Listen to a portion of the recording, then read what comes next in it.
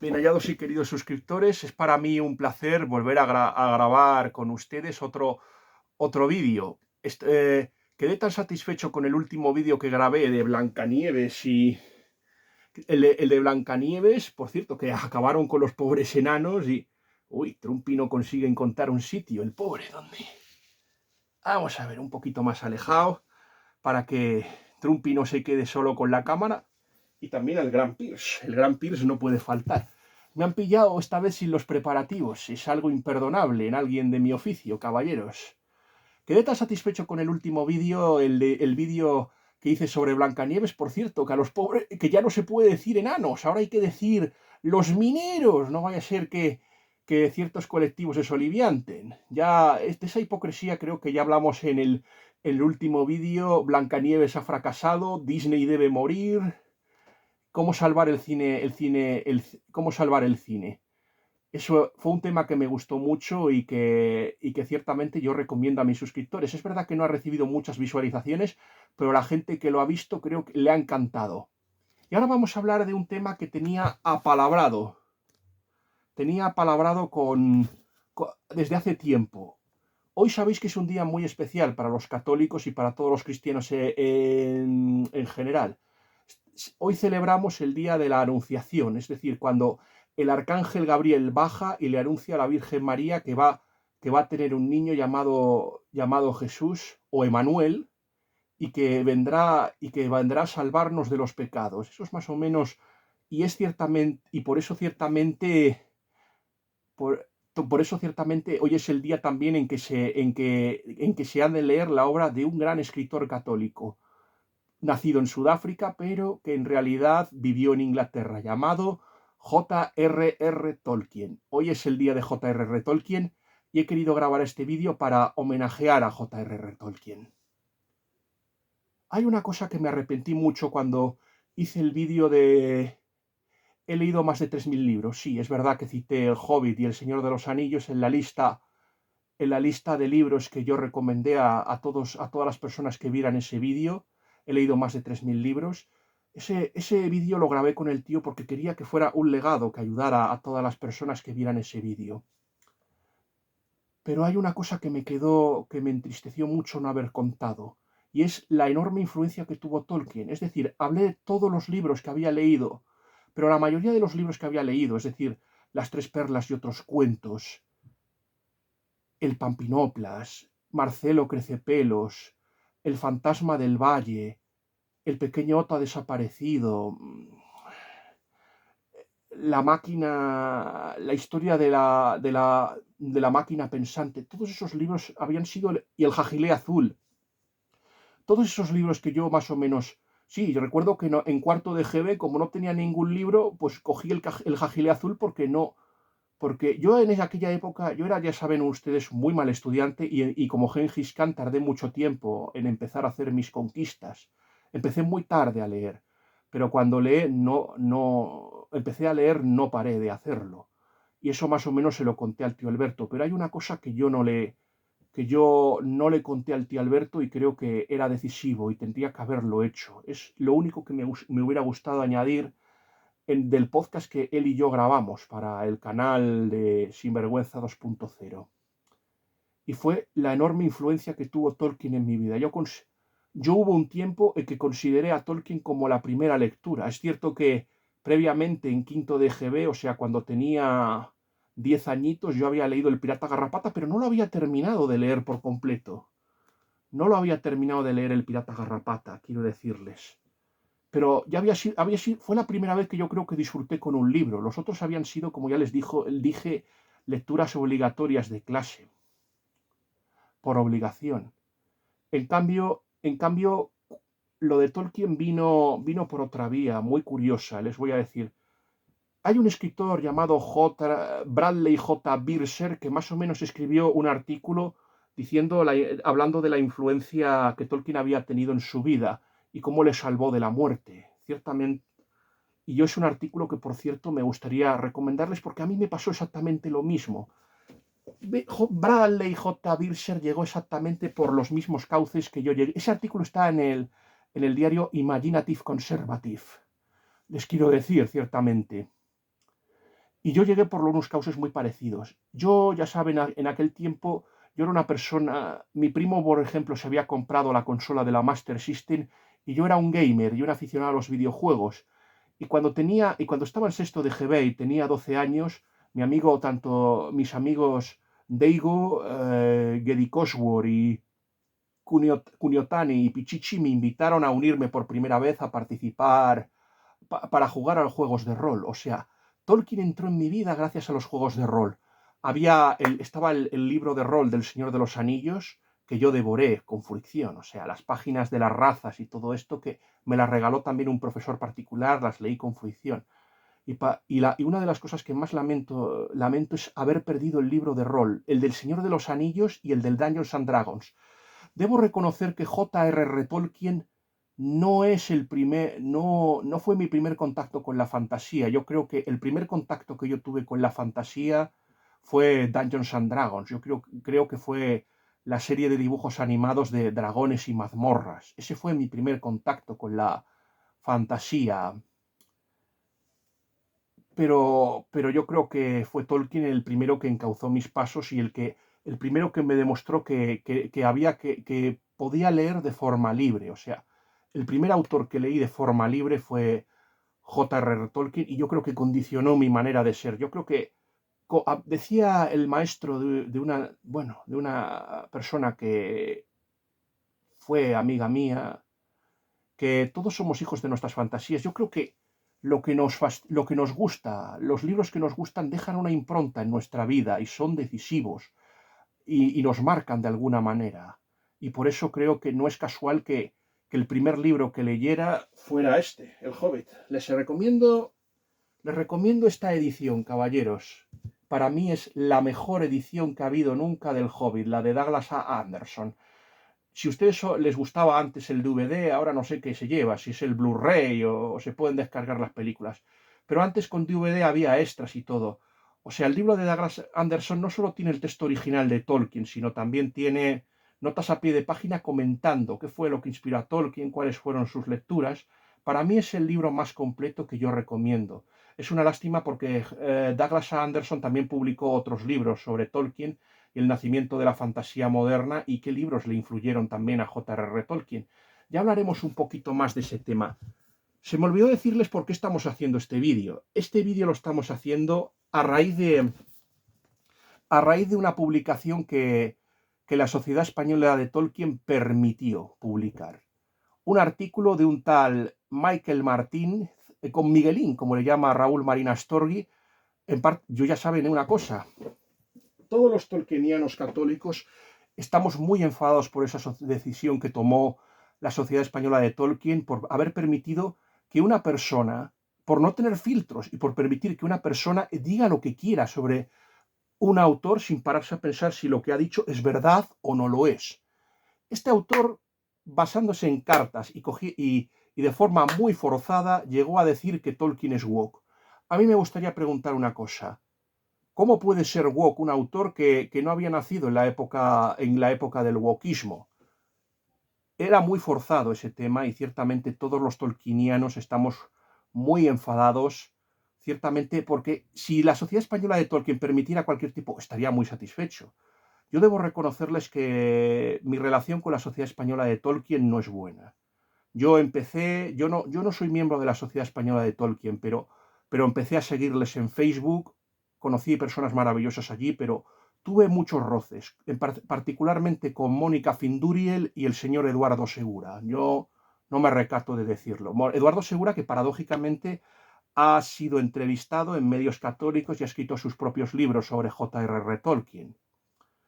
Pero yo me encontré una abierta hostilidad por parte, sobre todo, de Eduardo Segura y de la señora Mónica Finduriel. Me encontré una grandísima hostilidad por su parte y vi como ciertamente cuando yo recomendaba biografías alternativas a las de Humphrey Carpenter, vi como, por ejemplo, recomendar a Joseph Pearce, a este autor que tienen aquí, que también, por supuesto, habla de Tolkien. Aquí tienen ustedes el retrato de...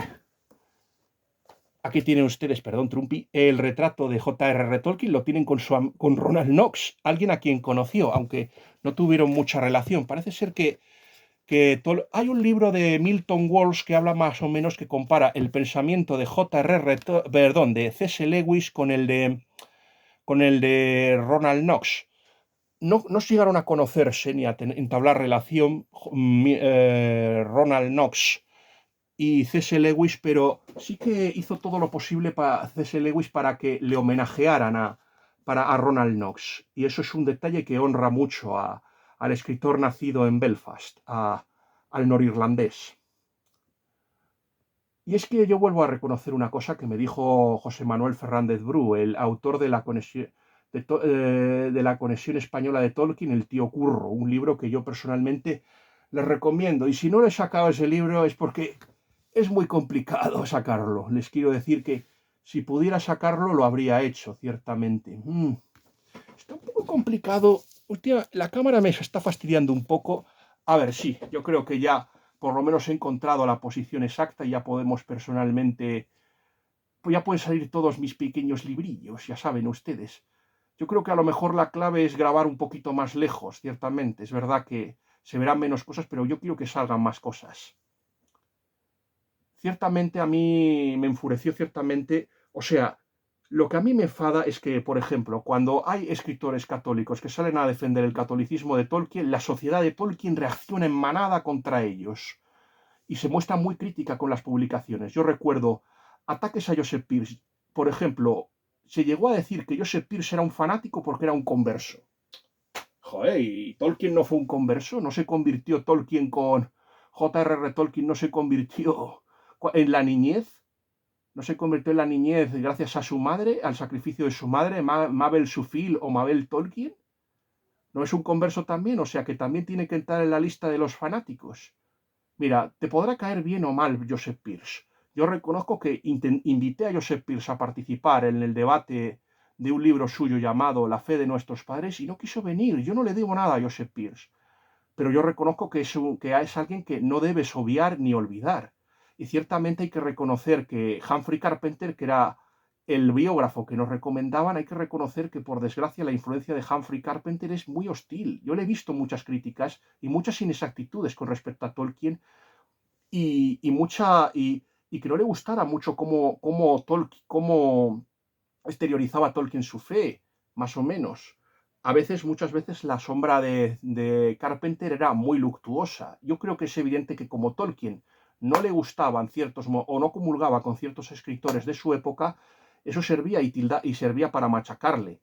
También, por ejemplo, exageró mucho la francofobia de Tolkien por ejemplo, tenía datos y errores. No pasa nada por decir. John Garth, por ejemplo, en La Gran Guerra, lo tengo ahí arriba.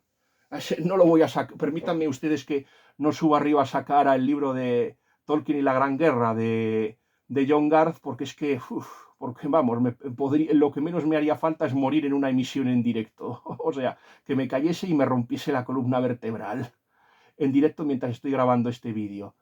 Les quiero decir que nadie es infalible. Es verdad que para mí Humphrey Carpenter tuvo ciertamente la confianza de la familia Tolkien, pero hay que reconocer que muchas cosas a mí no me gusta Humphrey Carpenter porque es muy hostil a la persona que hace biografía. Yo admito que no debemos caer tampoco en las agiografías y no debemos decir que no debemos blanquear a un escritor y decir que todo lo que hace es maravilloso y no se le pueda criticar. Pero yo creo que hay críticas y críticas. Unas críticas son destructivas y otras críticas pueden ser constructivas. Y yo considero que las críticas que hace Humphrey Carpenter a mí me parecen muy hostiles. Yo, por ejemplo, hombre, en el libro de los Inklings, que más o menos, por ejemplo, en ese libro es una vergüenza, por ejemplo, lo que llega a decir de C.S. Lewis. Llega a tratarle como una persona que nunca creció, inmaduro, que siempre estuvo frustrado por el acoso que recibió en los colegios, por favor. Y diciendo que es poco serio. Oiga, que es uno de los grandes escritores de la literatura inglesa, C.S. Lewis, aunque no quisieran reconocérselo en las laicistas y anticristianas Olimpiadas de Londres del 2012, aunque no lo quisieran reconocer. C.S. Lewis es un gran escritor, y no solo por las crónicas de Narnia, también por los libros de apología cristiana que escribió. Bueno, la trilogía cósmica, que algunos piensan que es ciencia ficción y otros no, pero oye, también es un homenaje, por ejemplo, a al Voyage Arcturus de David Lindsay, por ejemplo.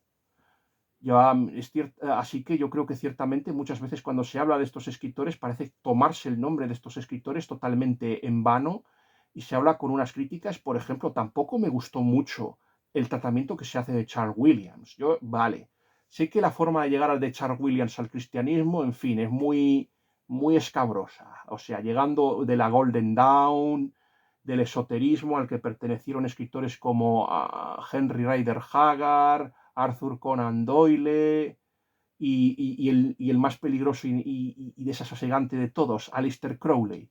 Admito que la forma de llegar es un poco, pero a lo mejor escapó de ese ámbito y de ese mundo lleno de esoterismo. El propio C.S. Lewis en su biografía espiritual, Sorprendido por la alegría, dijo que le hubiera gustado escribir algo sobre lo oculto. O sea, escribir un libro como más o menos escribió, por ejemplo, Robert Hugh Benson en La maravillosa Los espiritistas. Eso es lo que les quiero decir. O sea, que ciertamente al final todos son hijos de su época y todos tienen un pasado. O sea, es que supongamos que escriben biografías de nosotros y con, no sé, 50 o 60 años a distancia y nos empiezan a examinar desde el punto de vista actual. Pues quedaríamos muy mal la mayoría. Seguramente lo que piensen nuestros descendientes no sea lo que pensemos nosotros. Y cosas que nosotros consideramos perfectamente normales, a ellos les produzca repelús. Por eso a mí no me gusta ciertamente. A mí hay una cosa que no me gusta.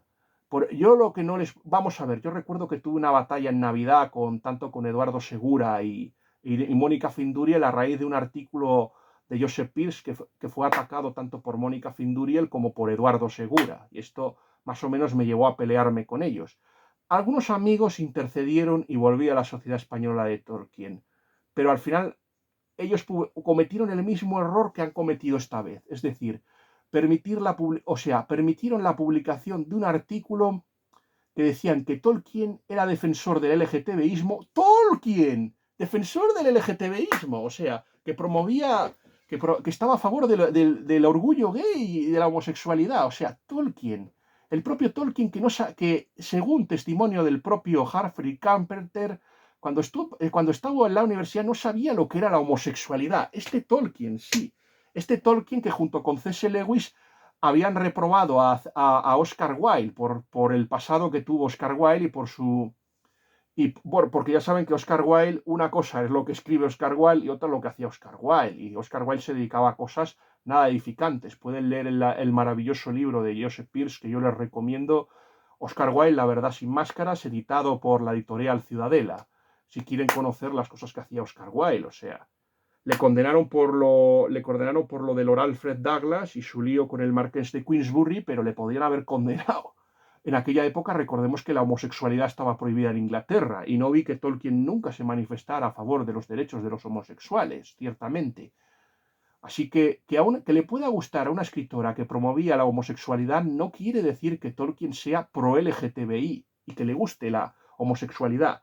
Es que yo ya estoy un poquito cansado un poco de la cedguesia y que haya siempre que ceder y complacer a todo el mundo. A ver, no. Hay que analizar al autor dentro de su época y de su contexto. No puedes querer que abrace ciertas causas que nunca abrazó cuando vivía.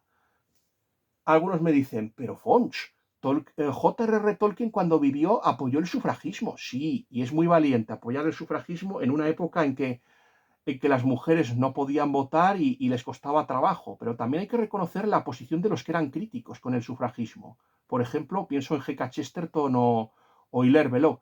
Pero Fons, ¿cómo te atreves a defender a escritores que no querían que la mujer tuviera derechos y votase? Porque había una trampa con esos derechos. Y se lo voy a decir a ustedes. Había una trampa.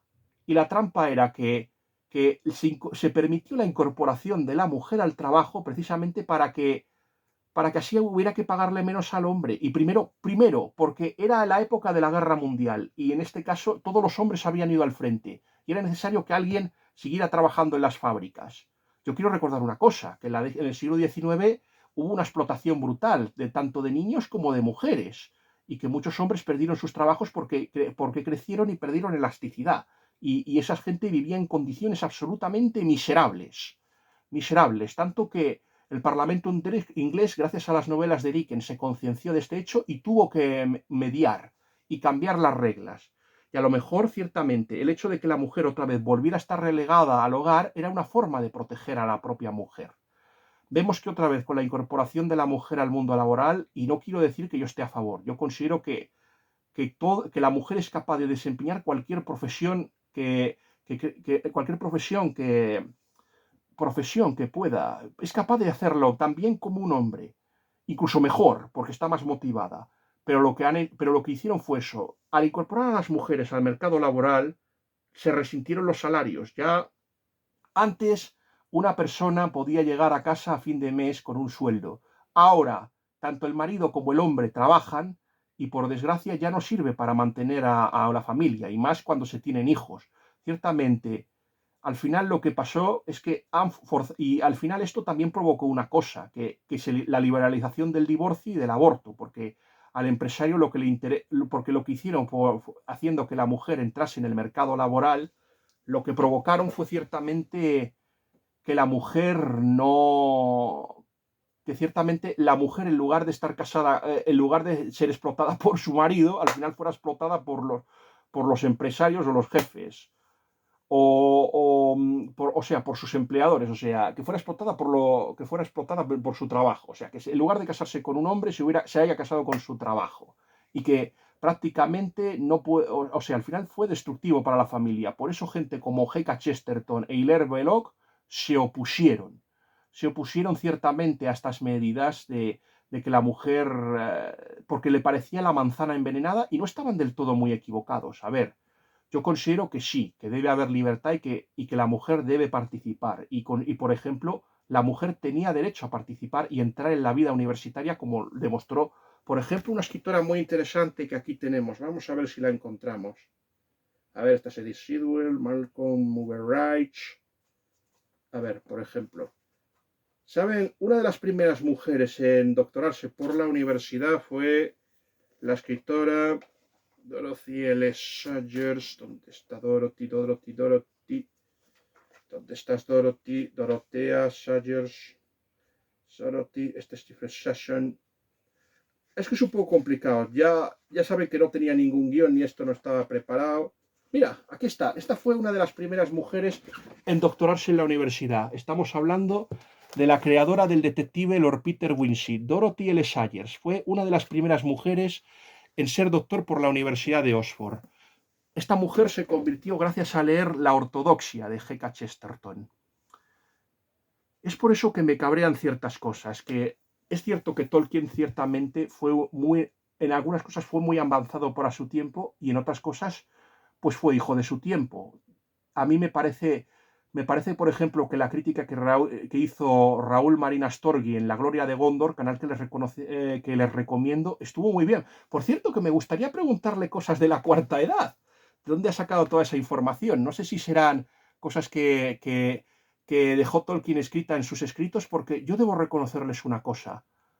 Yo había un tiempo en que pensaba que lo sabía todo cerca de Tolkien, que no había nada de Tolkien que no conociese.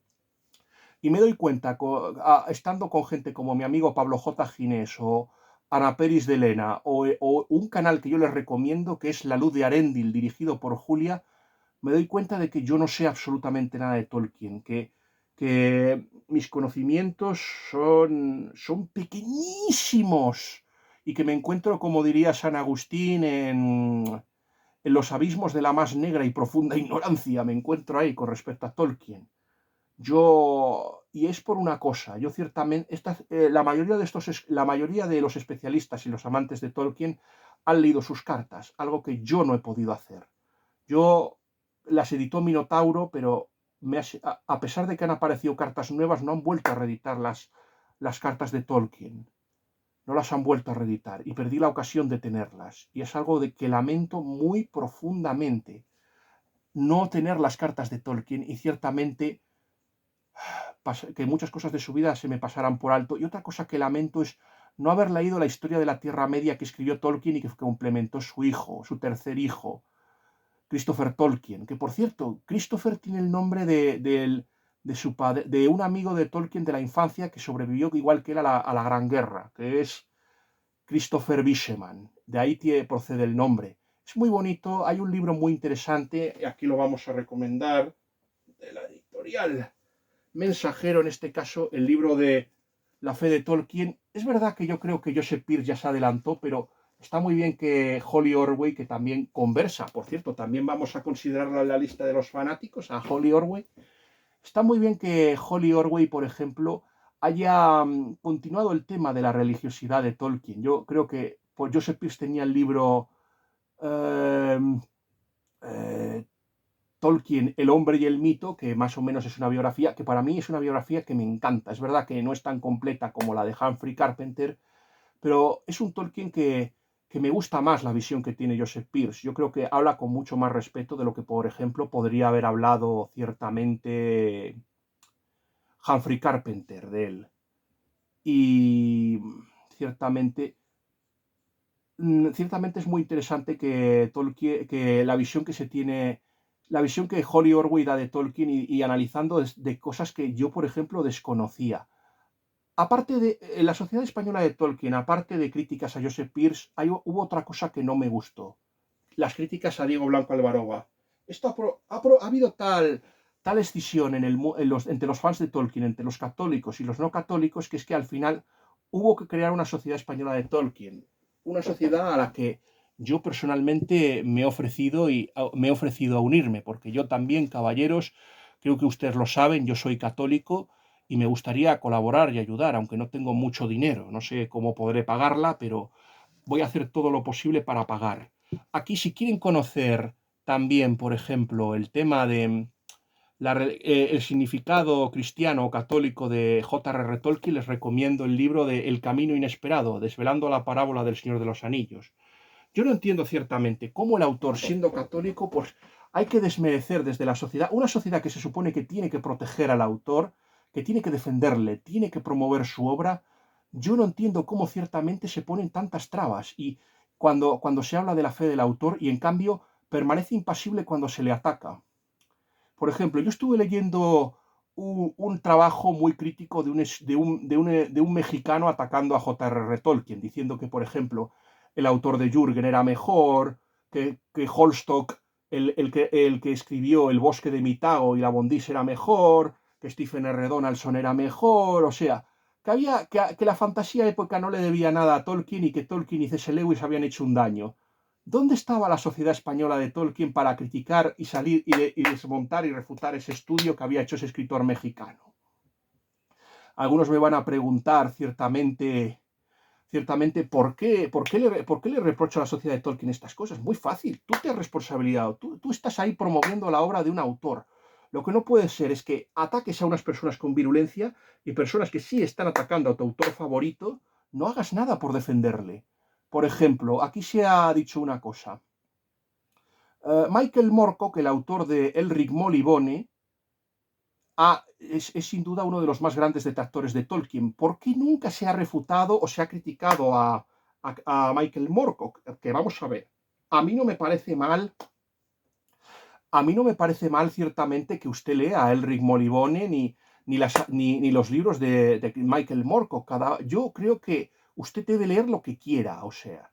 Yo creo que debemos dar autonomía y libertad al lector para escoger las obras. Pero, corcho, si hay un autor que ataca al autor que tú promueves y defiendes, pues desmontale, ya, defiéndele. Y no solo hablo de escritores como Michael Moorcock, también, por ejemplo, podría hablar de China Miéville. ¿Por qué cuando este señor dice que Tolkien es la mierda de la literatura fantástica, por qué la sociedad de Tolkien se queda callada y no sale a defenderle?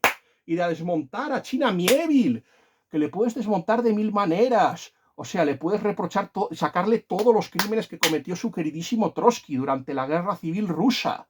¿Por qué no sales aquí a protestar y a defenderle? ¿Por qué no sales aquí a defender a J.R.R. Tolkien de ataques de gente que más bien estaría más guapa estando calladita? Yo comprendo que a ti que haya gente que no le guste Tolkien, yo le comprendo, cada uno tiene su opinión. Hombre, no vamos a llegar al caso de Peter Kreeft, que llega a decir que los que les gustan a Tolkien son prácticamente criaturas angelicales y aquellos que no les gustan son orcos. Bueno, a mi padre no le gustó, Pero cuando yo empecé a leer a Tolkien, gracias a los juegos de rol, no creo que sea casual que el primer libro que leyera de Tolkien fuera esta maravilla, El Hobbit, ciertamente. No creo que sea casual. En un principio estaba preocupado, pero cuando supo que Tolkien había pertenecido al oratorio y que al oratorio que creado, bueno, instalado en Inglaterra por el cardenal Newman, aunque creado por San Felipe Neri, cuando vio que estaba en buenas manos, no dejó de preguntarme, porque sabía que lo que estaba haciendo era bueno. Y eso que en esa época se produjeron los famosos casos del crimen del rol, el famoso caso donde los medios de comunicación se abalanzaron y atacaron a todos los jugadores de rol cuando ocurrieron esos asesinatos. Hay una crítica, hay una división entre los católicos acerca de este tema. Yo creo que el rol es bueno y que ciertamente el uso que sea, las cosas no son, son neutras, son buenas o malas dependiendo el uso que hagamos de ellas. Y yo creo que ciertamente yo considero que el rol me ayudó muchísimo. Ciertamente para mí, yo creo que los juegos de rol me ayudaron mucho a tener una conciencia clara del bien y del mal. Esto ya lo haría más adelante. Cuando era joven sí, era católico, pero no de la forma que yo debería haberlo sido. Yo creo que cuando llegué a la adolescencia, hubo un momento reconozco que se enfrió un poco mi fe. Yo reconozco que en primero o segundo de BUP fui muy tibio con mi fe. O sea, me pasó un poco como cuando Tolkien estuvo en la universidad. Pero yo creo que hubo un momento, a partir de tercero de BUP, en que otra vez volví. A ver, yo siempre estuve en misa, participé en las ceremonias, pero yo creo que fue a partir de tercero de BUP cuando me tomé en serio mi cristianismo y mi religiosidad. Y yo creo que fue, me parece que por aquella época cuando empecé a jugar al Baldur Gates. Y yo quiero decirles una cosa, el Baldur Gates, sobre todo el Baldur Gate 2 Shadow of Am, me enseñó más de la religión y más del cristianismo de lo que podría haberme enseñado un montón de cursillos de catequesis. Y eso se lo debo decir, en un momento en que, por desgracia, después del Vaticano II, ciertamente la enseñanza de la doctrina católica se relajó muchísimo y hay mucha ignorancia ante los católicos después del Vaticano II. No pasa nada por decir eso, no es una mentira y lo sabemos bien. Y ciertamente, por ejemplo, Tolkien se mostró muy crítico con algunos cambios introducidos en la liturgia y con la eliminación de la misa en latín.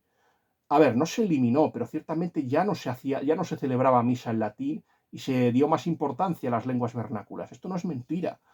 Hubo una lista de escritores que publicaron un manifiesto que Tolkien también participó, pero la más famosa de ellas es Agatha Christie, y gracias a eso Paulo VI no eliminó la misa en latín, no la eliminó.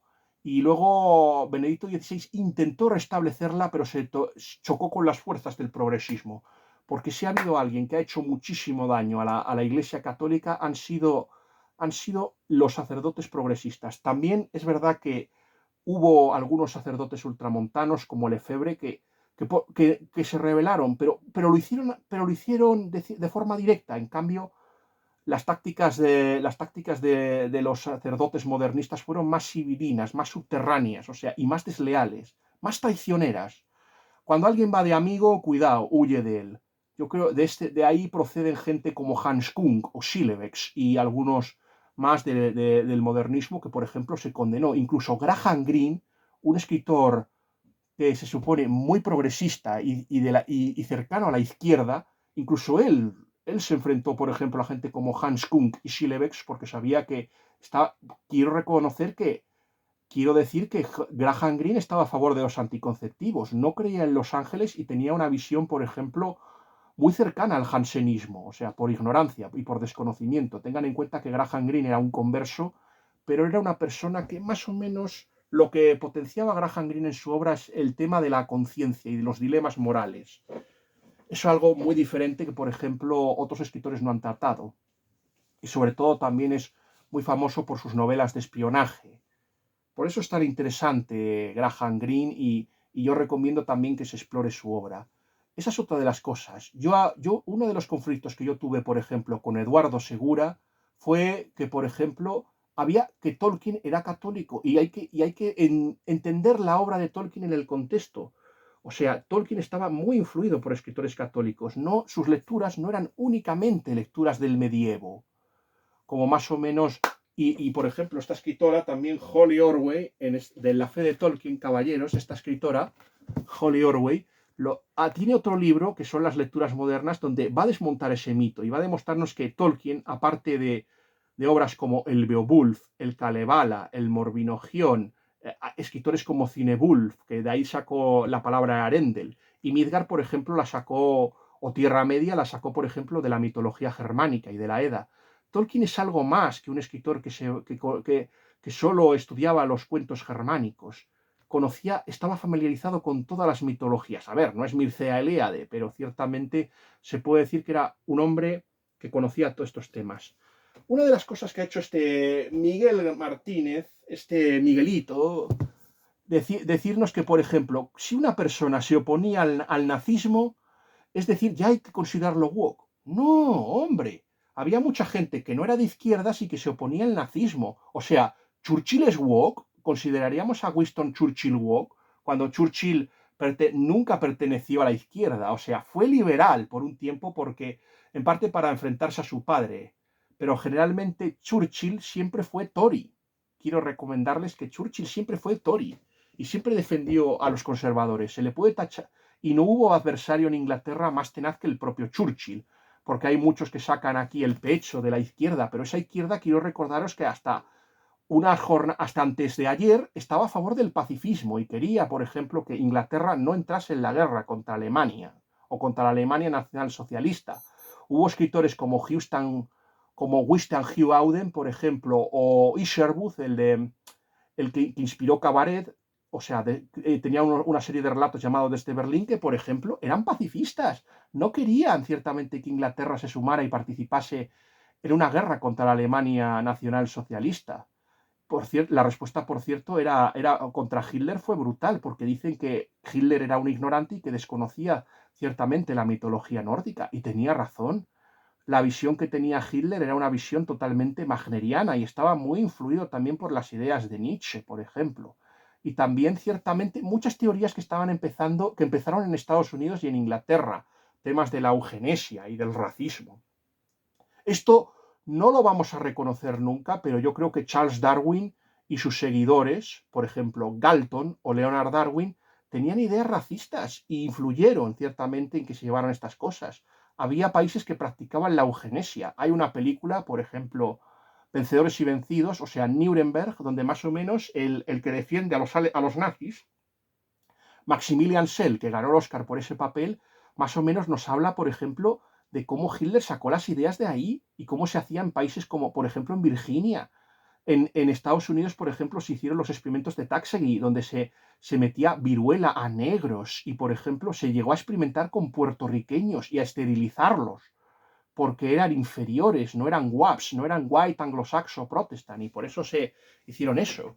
O sea que no es un pecado únicamente de la Alemania nacionalsocialista. Por ejemplo, una de las pioneras del feminismo, Margaret Sanger, la creadora del Family Planned Parenthood, estaba muy fascinada y había relación con los líderes de la Alemania nacionalsocialista. Por supuesto, los Family Planned Parenthood nunca ha reconocido este hecho, ni nunca ha cancelado a Margaret Sanger, cuando a lo mejor sí que se la debería cancelar. Y Margaret Sanger sigue siendo uno de los referentes de la cultura woke o de la cultura de la cancelación. No he visto a nadie que la quiera cancelar, ni tampoco a muchos líderes que ciertamente hicieron todo lo posible por promover guerras contra las culturas precolombinas en Estados Unidos. Por ejemplo, el creador de esa universidad, por ejemplo, que ya ha denunciado María Elvira Roca Barea. O sea, se denuncia a los españoles por la conquista española, pero nunca he visto a que se condene a nadie. O sea, hemos visto cómo se han tirado las estatuas de Fray Junípero Serra, cómo mis amigos estadounidenses viven aterrorizados porque Biden permitió la cultura de la cancelación y cómo se tiraban estatuas de sus prohombres, y en cambio gente que sí que era verdaderamente racista nunca se les ha cancelado, simplemente porque eran progresistas. Por ejemplo, el movimiento sufragista femenino en Estados Unidos odiaba que los negros pudieran votar y ellas no pudieran votar. Muchas de esas lideresas acabaron siendo lesbianas, por ejemplo, y muchas acabaron suicidándose. Por ejemplo, quiero decir, Charlotte Perkins Gilman abandonó a su marido después de curarse una depresión y al final se acabó pegando un tiro. Es verdad que en aquel momento todavía el feminismo no abogaba por el aborto, eso sería y sería con la segunda o la tercera ola del feminismo. Ya me pierdo. Yo ciertamente sé que la pionera del feminismo sería Mary Wollstonecraft. Hay algunas que quieren reivindicar y quieren irse hacia a Margaret Cavendish, por ejemplo, que es una autora del siglo XVII, pero vamos, Margaret Cavendish no tenía ideas feministas. O, por ejemplo, esta mujer que fue, más o menos interpretó Keira Knightley, pero vamos, quiero decirles que no tienen nada que ver. Y que ya las mujeres podían hacer cosas. Jane Austen ya escribía, Fanny Burney ya escribía novelas. Anne Radcliffe también escribía novelas. O sea, Mary Edgeworth también escribía novelas. O sea, que la mujer no estaba postergada ni con la pata chula en casa, como más o menos nos quieren hacer creer estas mujeres estas activistas radicales. Es absurdo lo que nos cuentan y es un absoluto bulo que hay que desmentir. El tema del racismo, vamos a ver, vamos a tratar un caso muy peculiar, el caso de Roy Campbell, amigo de Tolkien y que ciertamente Roy Campbell fue el que inspiró la figura de Aragorn. Este Roy Campbell nació en la Sudáfrica del Apartheid, lo denunció, lo condenó. También, pero Roy Campbell tuvo amistad con Wyndham Lewis, que fue uno de los escritores más promotores del fascismo en Inglaterra, de Oswald Mosley y este tipo de gente. Se le ofreció a Roy Campbell ser el poeta del fascismo, lo rechazó. Sin embargo, cuando Roy Campbell entró, por ejemplo, en relaciones con los escritores del grupo de Bloomsbury y su mujer, Mary Campbell, o sea, tuvo un idilio lésbico con Vita Sackville West. Intentó matarla, o sea, le hubieran acusado a Roy Campbell le hubieran acusado a Roy Campbell de violencia machista o de violencia de género. Si lo hubieran pillado, hubiera acabado en la cárcel. Pero al final, después de que más o menos se aclarara todo, decidieron huir de la atmósfera tóxica del grupo de Bloomsbury. O sea, y recordemos que Vita Sackville West, al mismo tiempo que que tenía ese idilio con la esposa de Roy Campbell, tenía una relación lésbica con Virginia Woolf. O sea que Virginia Woolf había sido también engañada. O sea, ahí está la cosa, para que vean ustedes la atmósfera de decrepitud moral que había. Si es que no hay nadie del grupo de Bloomsbury bueno, ni siquiera John Maynard Keynes, que yo le he defendido a John Maynard Keynes, pero hay que reconocer que ni él se podría salvar de esto. Pues fueron a Francia y acabaron en la España republicana y es cuando estalla la guerra civil. ¿Y qué hace Roy Campbell? Pues en lugar de luchar por los progresistas republicanos, otra mentira que nos han hecho creer, pues Roy Campbell decide luchar por el bando nacional, por el bando de Franco. ¿Y por qué? Pues porque se han dedicado a matar a todos los monjes del Alcázar de Toledo y porque prácticamente iban a destruir las obras de San Juan de la Cruz y de Santa Teresa de Jesús. ¿Quién la salvó? Pues este hombre, Roy Campbell. Y luego Roy Campbell toma una decisión, que es ir a luchar al bando. Toma la decisión estalla la Segunda Guerra Mundial y decide combatir a favor de los aliados. Con lo que les quiero decir que las cosas no son blancas ni negras y que la gente tiene capas. O sea, un escritor, una persona podía luchar por el bando nacional y luego discrepar y no seguir y luego no pensar lo mismo que Hitler. De hecho, conoció a un fascista y un comunista, Roy Campbell, en la guerra civil y eso le hizo darse cuenta de que el enemigo, de que tanto Stalin como Hitler eran igual de malos y que había que enfrentarse a los dos. Una idea que, por ejemplo, siempre tuvo cara Evelyn Waugh en su novela La trilogía Espada del Honor. De verdad. Y eso es lo que. Y Tolkien, más o menos, la discusión que tuvo con Lewis fue por esto, porque Lewis llamó fascista a Campbell, que había luchado por haber luchado en la guerra civil con el bando nacional y por haber publicado Flowering Rifle. Y entonces es cuando le dice que Lewis es capaz de creerse todo lo que se dice en contra de Franco, pero nada de lo que se dice en su favor. Y es cuando suelta la frase lapidaria, que si los protestantes son perseguidos, va Tolkien, saquea el arsenal y sale con una pistola para liberarlos. Pero si son católicos dice que se niega a creerlo e incluso piensa que se lo buscaron. O sea, respuesta más lapidaria no se ha podido haber nunca en la vida.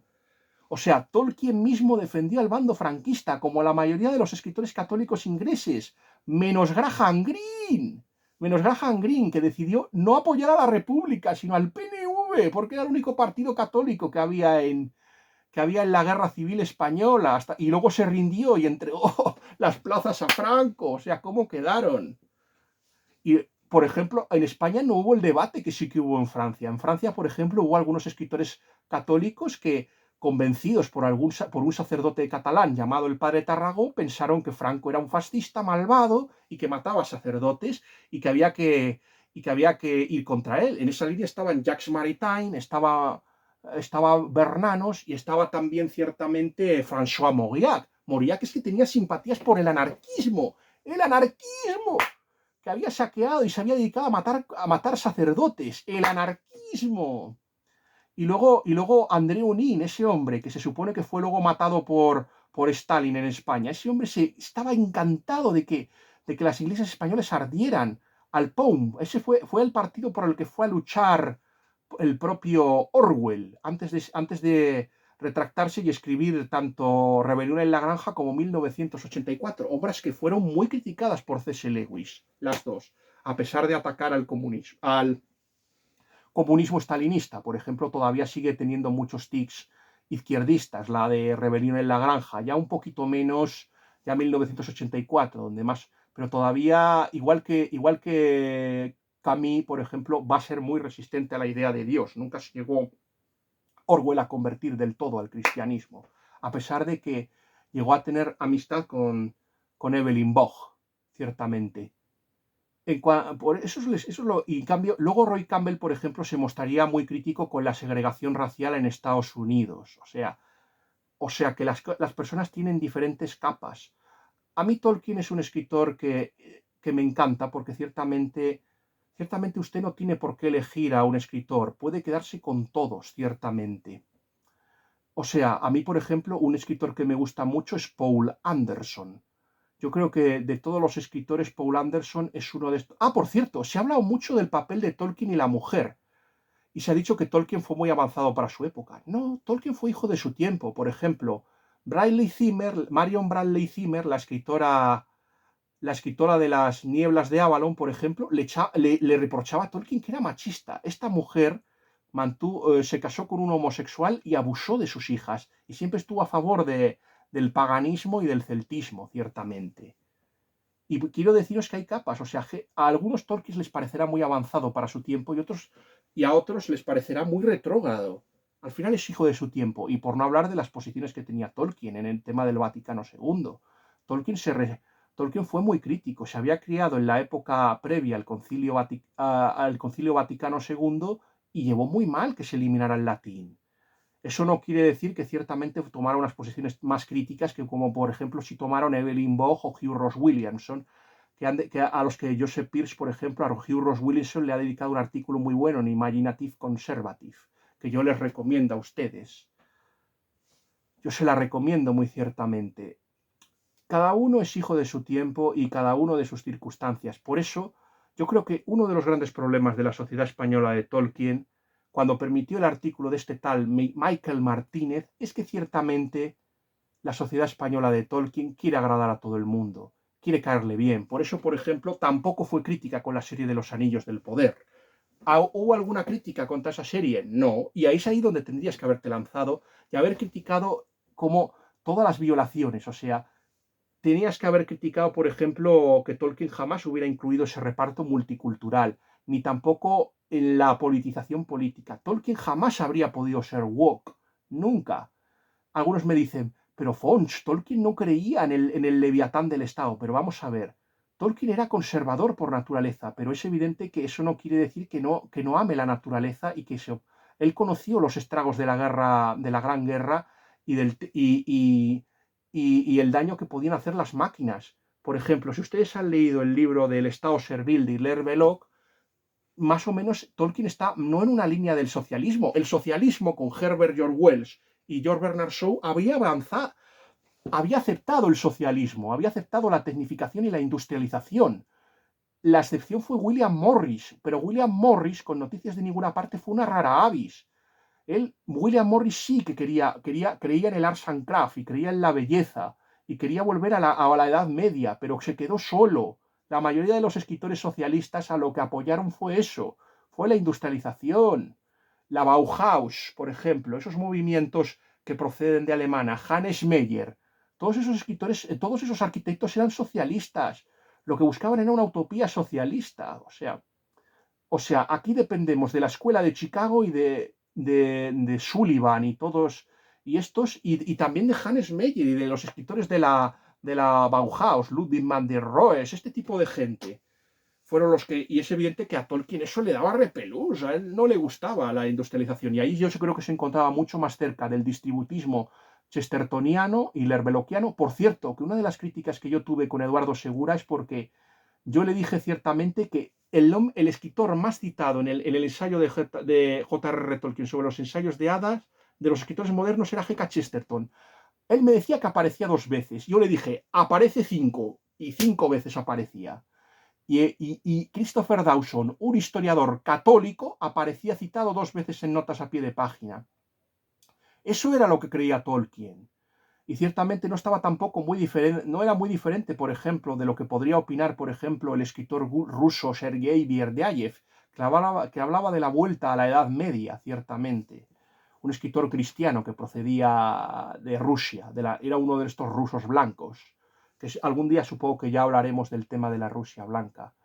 Para mí, Tolkien en algunas cosas fue pionero. Por ejemplo, hay escritores que le desagradaban, por ejemplo, todos estos del grupo de Bloomsbury le desagradaban, gente como Oscar Wilde le desagradaba, muchos de los escritores modernos de su época le desagradaban. Había otros que podían gustarle, por ejemplo, pero le podían considerarlos inmorales. Era, por ejemplo, el caso de Eric Rucker Edison, que fue también estuvo con los Inkling por un tiempo.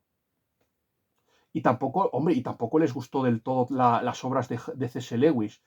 Es verdad que, por ejemplo, las 2 primeras de la trilogía cósmica sí que le gustaron, pero no le gustaron las Crónicas de Narnia. Y muchas de las novelas le parecían raras y no entendía que Inglaterra se subordinase al Imperio Bizantino. Un tema del que hablaremos, supongo, cuando hablemos de esta novela, del Cinturón de Oro. Hablaremos un poquito del Imperio Bizantino, que es una de mis grandes pasiones. Yo ahí estoy más yo ahí estoy más con Charles Williams y con Gervas Matthews que, por ejemplo, con el escritor anglo-sudafricano, con J.R.R. Tolkien. Por ejemplo, hay escritores que sí que le gustaron, pero que luego no influyeron realmente en su obra. Por ejemplo, Robert Erwin Howard. Robert Erwin Howard le gustaban las historias de Conan a J.R.R. Tolkien. Y es verdad que supongo que ese tema del nietzscheanismo de Robert Erwin Howard, si se preguntan de dónde he sacado lo de Robert Erwin Howard, pueden ver el prólogo que le dedicó Cátedra Letras Populares. Cuando, por ejemplo, en la obra de La Reina de la Costa Negra, El Río Negro y, por ejemplo, Clavos Rojos. Pueden verlo ahí. Ahí fue donde lo miré. Y a mí me fue útil para también desmontar qué tipo de escritores eran hostiles al cristianismo, desde el tipos de fantasía eran hostiles al cristianismo, ciertamente. Por ejemplo, una de las cosas por las que Tolkien sería cancelado es porque, bueno, él tenía muchos personajes fumando. Ahora, a día de hoy, eso sería una aberración, ver a gente que fuma. ¡No! Que el fumar da cáncer, es malísimo. Pero fumemos si es hierba, que eso es muy bueno. Por cierto, fumar cannabis lo que hace, ciertamente, las personas que tienen predisposición a la esquizofrenia, lo que hace es aumentarla y personas que puedan padecerla, lo más probable es que si fuman cannabis puedan tener repuntes, aparte de síndrome motivacional y ciertamente tendencia a la gordura. Así que yo le recomendaría medidas alternativas al cannabis, a no ser que usted tenga cáncer, que entonces sí que tiene que tomar el cannabis, pero yo no se lo recomiendo, ciertamente. Tolkien ciertamente tiene cosas, pues sí, es uno de los escritores que está a favor de fumar, bueno, que estaba a favor del tabaco. Otro sería Roger Zelazny, pero vamos, no vamos a dar ideas a estos malditos woke para que lo cancelen. Vamos a ver, después de la pifia que hizo la Sociedad Española de Tolkien, por ejemplo, permitieron que luego mi amigo Pablo J. Ginés, bueno, mi amigo, quiero decir que escritor, gran periodista al que admiro y cuyo libro yo recomiendo, cuyo libro que publicó sobre los conversos yo recomiendo, publicó un artículo no tanto para desmontar como Raúl Marín Astorgui, que J.R.R. Tolkien era, era woke, pero sí para hablarnos y advertirnos del peligro del wokismo. Eso quiere decir que ciertamente algo mal has hecho cuando ciertamente tienes que permitir otro artículo para corregir otro que te han colado. O sea, si los filtros hubieran funcionado bien. Y hay otra cosa que no me gusta de la sociedad española de Tolkien, que su personaje favorito sea Fëanor. ¡Fëanor! El hombre que condujo a los elfos hacia ciertamente la apostasía y los que provocaron la maldición, el que indujo a la matanza de los Teleri. Ese es el personaje favorito de la sociedad española de Tolkien. Es como si yo leyera la Biblia y dijera que mi personaje favorito, yo qué sé, es Caín o el rey Acab o alguno de estos monarcas así que o Agag, o alguno de estos personajes que se dedicaban ahí a sacrificar niños a Moloch, o a Milcom, o Matán, o Jezabel, vamos. Es que, vamos, o sea, en lugar de Aragorn, Gandalf, Galadriel, Finrod de Felagún, o Fingolfin, o Fingón, o los Valar, no, tu personaje favorito es Fëanor, por favor, hombre, pero qué, ¿cómo me puedo tomar en serio esta sociedad? Hay escritores que, por ejemplo, Tolkien ha influido sobre muchísimos escritores que están en las antípodas como Isaac Asimov. Hay escritores que, por ejemplo, con los que chocó en su tiempo, como Edwin Muir, pero otros que les gustaba. Por ejemplo, sé que se carteaba con Gene Wolfe, el autor de, por ejemplo, de la trilogía del Atro y, por ejemplo, la del Sol, y le preguntó por el origen del lobo. Esto está, por ejemplo, en este maravilloso libro que aquí les recomiendo de El Hobbit de Douglas Anderson, que es la edición que yo les recomiendo conseguir, ciertamente.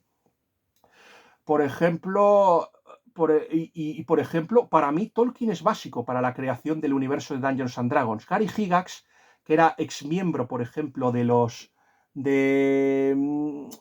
Testigos de Jehová, aunque nunca llegó a la práctica, pues lo incorporó, como por ejemplo con otros escritores como Michael Moorcock y Fritz Leiber. Para mí Tolkien es el creador del Party Banter, es decir, por ejemplo, en un principio, vamos a ver, Robert Erwin Howard, por ejemplo, tenía un héroe solitario, que es Conan, que es una especie de lobo solitario.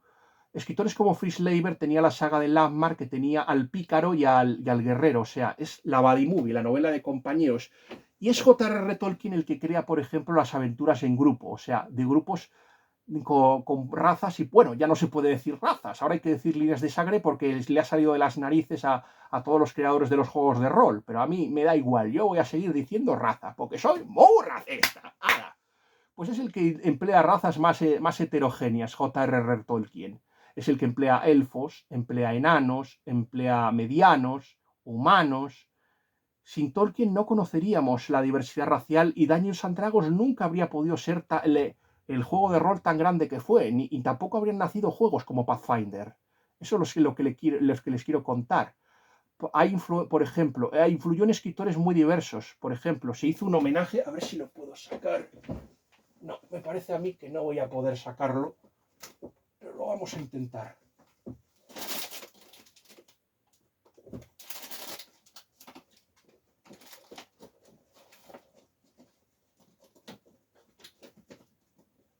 A ver, hemos conseguido. Bueno, da igual. No, no lo hemos conseguido. Sí, lo hemos conseguido. Tenemos este librito de homenaje a Tolkien que se escribió en el momento en que Tolkien falleció. En esta antología de libros participan escritores que yo les recomiendo. Por ejemplo, tenemos a Stephen R. Donaldson, que fue utilizada. Tenemos a Terry Pratchett con El Puente del Troll. Terry Pratchett, que por ejemplo ha cultivado las dos cosas. Ha sido crítico con Tolkien, pero también lo ha alabado. Por ejemplo, tenemos La larga vigía del templo de Robert Silverberg. Tenemos a Elizabeth Ann Scarborough, no me acuerdo mucho de él. Tenemos a Paul y Karen Anderson. Tenemos a John Brunner, que Tolkien y él, vamos, como que no se llevaban. Patricia McKillip, el escritor de la Ucronía, que es Harry Turtledove, o sea, que es quien más. Andre Northrop, Charles Lind, que es el que más se parecía. Tenemos a otro escritor muy interesante por aquí, Denis Shelley McKiernan, por ejemplo. Es un escritor muy interesantísimo, McKiernan. A ver, espera. A ver, espera. aquí tenemos, me costó muchísimo encontrar algo de Dennis L. McKiernan, por ejemplo. Y aquí tienen ustedes un libro de Dennis L. McKiernan.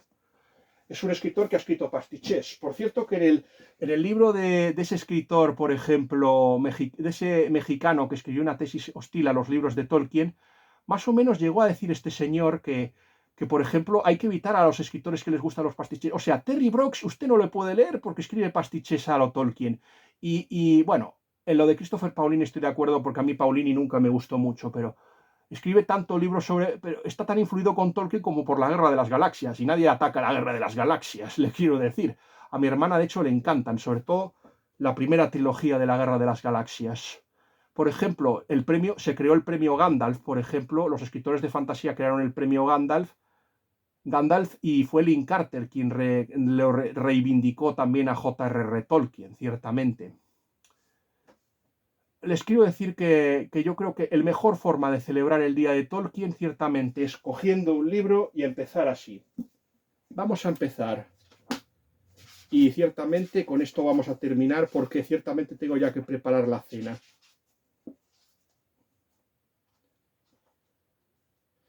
Y por cierto, nunca les conté cómo se creó el Hobbit. El Hobbit se creó porque Tolkien era profesor y estaba corrigiendo ciertamente los exámenes. Estaba corrigiendo un examen y había un examen que, por ejemplo, tenía una hoja en blanco. Y como no le daba pena llenarla, pues dijo, pues empezó a escribir. Y así empezó toda la historia de Tolkien. En un agujero en el suelo vivía un hobbit, no un agujero húmedo, sucio y repugnante con restos de gusanos y olor a fango, ni tampoco un agujero seco, desnudo y arenoso sin nada en que sentarse o que comer. Era un agujero hobbit y eso significa comodidad. Tenía una puerta redonda, perfecta, como ojo de buey, pintada de verde con una manilla de bronce dorada y brillante justo en el medio. La puerta se abría a un vestíbulo cilíndrico, como un túnel muy cómodo sin humos, con paredes revestidas de madera y sueños enlosados, alfombrados, provistos de sillas barnizadas y montones de perchas para sombreros y abrigos. El hobbit era aficionado a las visitas. El túnel se extendía serpeando y penetrando bastante, pero no directamente en la ladera de la colina como la llamaba toda la gente de muchas millas alrededor. Muchas puertecitas redondas se abrían en él, y primero a un lado y luego a otro. Nada de subir escaleras para el hobbit. Dormitorios, cuartos de baño, bodegas, despensas, muchos armarios, habitaciones enteras dedicadas, cocinas, comedores, se encontraban en la misma planta y en verdad en el mismo pasillo. Las mejores habitaciones estaban todas a la izquierda de la puerta principal, pues eran las únicas que tenían ventanas. Ventanas redondas profundamente excavadas que miraban al jardín y los prados de más allá de camino del río. Esto, por ejemplo, es la descripción que hace, es la morada de su tía, Jane Neve, que era el Bajen. Así empezó y se gestó una de las obras más valiosas de la literatura.